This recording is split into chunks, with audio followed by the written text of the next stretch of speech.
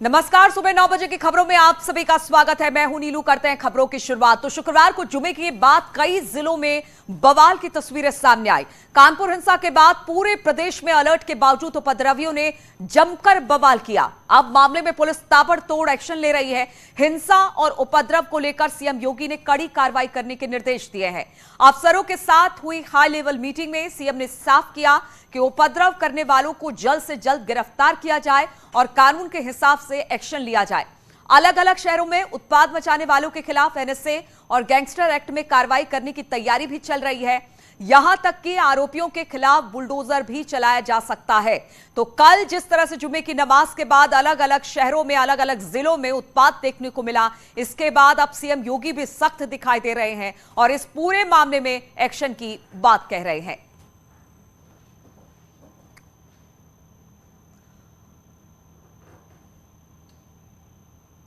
और प्रदेश में हुई हिंसा मामले में अब तक क्या कुछ एक्शन हुआ है और कहां कितने उपद्रवियों को गिरफ्तार किया गया है, ग्राफिक्स के जरिए आपको बताते हैं। तो उत्तर प्रदेश में अब तक 227 उपद्रवी गिरफ्तार किए गए हैं।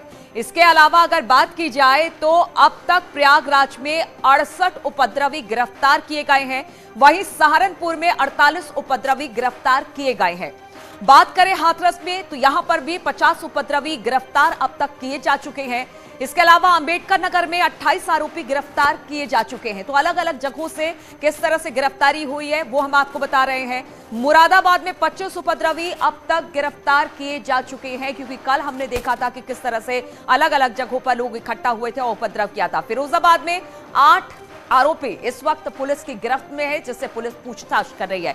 वहीं आरोपियों से नुकसान की भरपाई भी की जाएगी, क्योंकि सख्त आदेश आया है कि जो भी बवाली हैं, जो भी उपद्रवी हैं, उनसे नुकसान की भरपाई की जाए और अब इसके लिए तैयारी भी कर ली गई है। उपद्रवियों पर गैंगस्टर एक्ट भी लगाने की बात कही जा रही है, क्योंकि जिस तरह का उपद्रव किया गया है वो सोची समझी सुनियोजित तरीके से ये पूरी कार्रवाई को अंजाम दिया गया है, इसलिए गैंगस्टर एक्ट भी लगेगा। इस तरह की बात भी सामने आई है। तो लगातार उपद्रवियों पर एक्शन हो रहा है। प्रयागराज में हुए बवाल में आईजी समेत 18 पुलिस वाले भी जख्मी हो गए।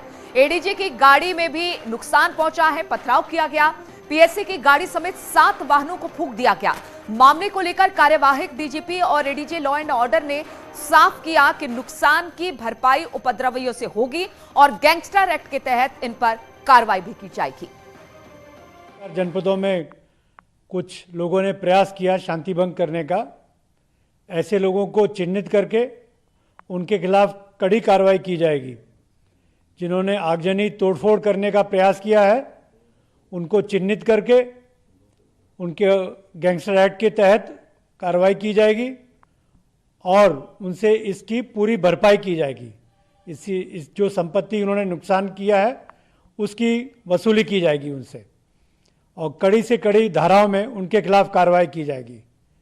मैं प्रदेश की जनता को आश्वस्त करता हूं कि कहीं भी जो कोई भी व्यक्ति कानून अपने हाथ में लेने का प्रयास करेगा उसके खिलाफ कड़ी से कड़ी कार्रवाई की जाएगी। ऐसे सभी व्यक्तियों को चिन्हित कर लिया गया है जिन्होंने तोड़फोड़ की है। इनके विरुद्ध गंभीर धाराओं में अभियोग पंजीकृत कराया जा रहा है तथा जो भी सरकारी एवं प्राइवेट संपत्ति की क्षति पहुंची है उसकी वसूली भी की जाएगी और इन व्यक्तियों के विरुद्ध जो गैंगस्टर एक्ट के तहत इनकी संपत्तियां भी जब्त की जाएंगी। किसी भी स्थिति में कोई भी व्यक्ति जो शांति व्यवस्था से खिलवाड़ कर रहा है उसे बख्शा नहीं जाएगा।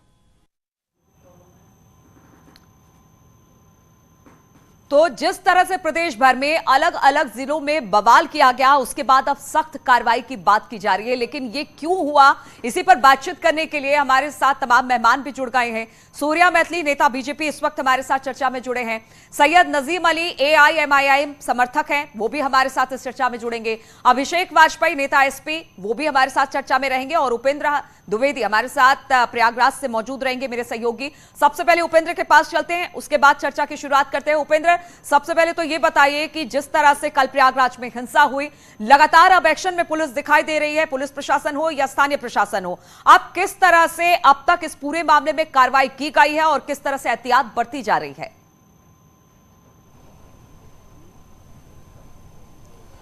देखिए, इस वक्त की बड़ी खबर यह है कि जो भी आरोपी है उन पर गैंगस्टर और एनएसए लगाने की पुलिस तैयारी कर रही है। और इसका मतलब, सीधा मतलब आप समझिए कि अब आप जल्द ही जिन्होंने प्रयागराज की हवा को बिगाड़ने का काम किया, जिन्होंने प्रयागराज में ये उपद्रव किया, जिसकी तस्वीरें मैं दिखा रहा हूं, उनके अब संपत्तियों पर बुलडोजर चलेगा। क्योंकि जब गैंगस्टर होने से कार्रवाई होगी तो उसकी अगली कड़ी ही होती है कि उनकी संपत्तियों पर बुलडोजर चलना। तो यानी कि सख्त जो कानपुर में जो एक तस्वीर देखने को मिली थी योगी सरकार की उपद्रवियों के खिलाफ और बवालियों के खिलाफ, वो तस्वीर जल्द ही प्रयागराज में देखने को मिलेगी। और बवाल किस कदर था इसको आप समझिए कि ये देखिए डंडे, और ये देखिए यहाँ पर गुम्मे, यानी कि जगह जगह ये पीछे का इलाका है, यहाँ पर गुम्मे क्यों रखे गए, ये साफ तौर पे बताते हैं कि सब कुछ प्लान था और यहीं से भीड़ निकल कर आई थी। और यहाँ पर शीशे टूटे, और ये देखिए किसे, ये आसान घटना नहीं थी या छोटी घटना नहीं थी जिसको बता रहे हैं कि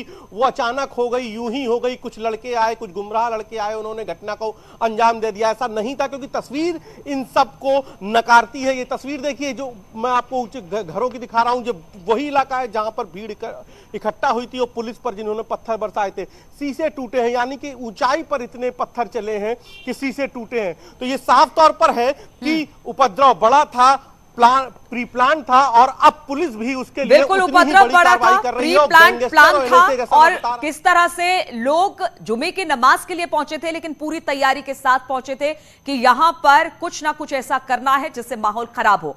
सूर्या मैथिली जी, लगातार इस तरह के मामले सामने आ रहे हैं। कानपुर हिंसा हमने देखी, अभी वो मामला सुलझा ही नहीं था, उसमें अभी लगातार कार्रवाई हो रही है। कि कल हमने देखा अलग अलग जिलों में, उत्तर प्रदेश क्या पूरे देश भर में हमने देखा कि किस तरह से पत्थरबाजी हुई, लोग इकट्ठा हुए। इसको आप किस तरह से देखते हैं? क्योंकि लगातार कोशिश यही की जा रही है कि माहौल को खराब किया जाए, माहौल को संभलने ना दिया जाए, और इस तरह से माहौल खराब करने की कोशिश लगातार की जा रही है। धन्यवाद नीलू जी। अब पहले तो आपको और आपके सभी दर्शकों को भारत माता की जय, वंदे मातरम। देखिए नीलू जी, ये जितना भी षड्यंत्र प्रदेश के अंदर देखा गया, ये सब पूर्ण सुनियोजित था।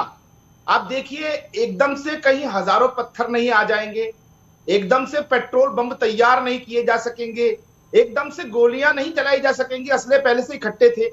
और साथ ही साथ ये जो चिल्ला रहे थे रोडों पे खड़े होकर, तुम कितने पत्थर रोकोगे, हर घर से पत्थर निकलेगा, तो ये शायद भूल गए कि उत्तर प्रदेश के अंदर परम आदरणीय योगी आदित्यनाथ जी की सरकार है। और 2022 में पुनः उत्तर प्रदेश की जनता ने केवल योगी आदित्यनाथ जी को इसीलिए चुना क्योंकि योगी आदित्यनाथ जी एक बहुत ही सुलझे हुए प्रशासक के रूप में प्रदेश की कानून व्यवस्था को संभालते। और मैं उन सभी लोगों को जो पत्थर फेंक रहे थे उनको कहना चाहता हूं, हर जिस घर से पत्थर निकलेगा उस घर में घुसकर ठोकेंगे, और अब देखिएगा अब ठोके जाएंगे। ये जितने भी बवाली हैं, ये जितने भी पत्थरबाज हैं, इन सबके ऊपर गैंगस्टर एक्ट लगेगा, इन सबकी संपत्तियां कुर्क होंगी, इन सबकी अवैध संपत्तियों पे बुलडोजर चलाया जाएगा और इनको जेल में भेजा जाएगा। इनको पता चलेगा कि प्रदेश की हवा खराब करने का बिल्कुल सूर्या मैथिली जी